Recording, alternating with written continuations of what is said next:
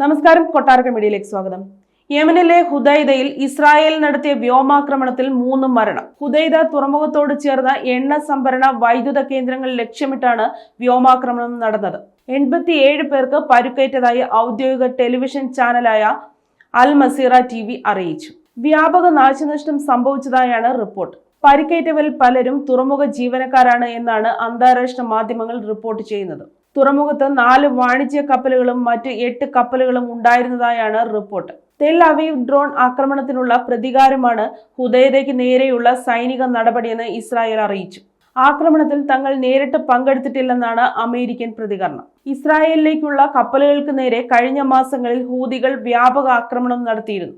200ഓളം ഡ്രോണുകൾ ഹൂതികൾ ഇസ്രായേലിന് നേരെ കഴിഞ്ഞ 9 മാസത്തിനിടയിൽ അയച്ചതായും എന്നാൽ ഇപ്പോൾ മാത്രമാണ് തങ്ങൾ തിരിച്ചടിക്കുന്നതെന്നും സൈനിക നേതൃത്വം അറിയിച്ചു. ഹൂതികൾക്കും അവരെ പിന്തുണയ്ക്കുന്നവർക്കുമുള്ള മുന്നറിയിപ്പാണിതെന്നും പറഞ്ഞു.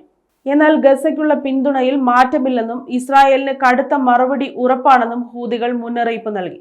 ഈലാത്ത് ഉൾപ്പെടെ മുഴുവൻ ഇസ്രായേൽ പ്രദേശങ്ങളിലും കനത്ത സുരക്ഷ ഏർപ്പെടുത്തിയിരിക്കുകയാണ്. യമന് നേരെയുള്ള ഇസ്രായേൽ ആക്രമണത്തെ ഇറാനും ഈജിപ്തും അടക്കമുള്ള രാജ്യങ്ങൾ അപലപിച്ചു. ഇതോടെ ഗസ യുദ്ധത്തിന് കൂടുതൽ വ്യാപ്തി വന്നേക്കുമെന്ന ആശങ്കയും വ്യാപകമാണ്. മധ്യ ഗസയിലെ അഭയാർത്ഥി ക്യാമ്പുകളിൽ ഇസ്രായേൽ നടത്തിയ 3 വ്യോമാക്രമണത്തിൽ 37 പേർ കൊല്ലപ്പെട്ടു. നുസൈറത്ത്, ബുറൈജ് അഭയാർത്ഥി ക്യാമ്പുകളിൽ കൊല്ലപ്പെട്ടവരിൽ 3 കുട്ടികളും 1 സ്ത്രീയും ഉൾപ്പെടും. അതേസമയം വെടിനിർത്തൽ ചർച്ചകൾ അവസാന ഘട്ടത്തിലാണെന്നും ഉടൻ യാഥാർത്ഥ്യമാകുമെന്നും US state secretary Antony Blinken പറഞ്ഞു.